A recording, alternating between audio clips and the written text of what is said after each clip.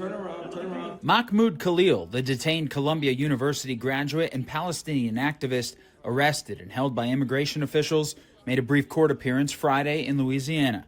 Khalil faces possible deportation and has been accused by the Trump administration of supporting Hamas after he helped organize protests at Columbia against Israel. You guys really don't need to be doing all of that. The Trump administration has maintained that Khalil, a green card holder, can be deported and that free speech rights are not extended to him. Every sovereign nation has a right to determine who comes into their country and who, if they're not a citizen, doesn't get to stay.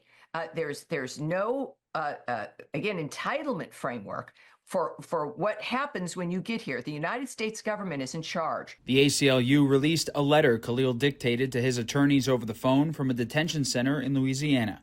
It read in part, "My unjust detention is indicative of the anti-Palestinian racism that both the Biden and Trump administrations have demonstrated over the past 16 months. Some Democrats have accused the administration of abusing immigration laws, but their options are limited." Being in the minority in Congress, it's not easy to do legislation, but we are looking at the courts. And let the American people and the American courts decide whether this is actually a deportable offense. Meanwhile, Khalil's school, Columbia University, had until Friday to meet a series of Trump administration demands cracking down on protests. They included banning masks for protesters and putting a Middle East studies program under academic receivership, meaning someone outside the university would be in charge of the program, or else they'd risk losing $400 million of federal funding. The head of the White House's anti-Semitism task force said this week the school wasn't even close to meeting the demands. Reporting in Washington, I'm Matt Gelka.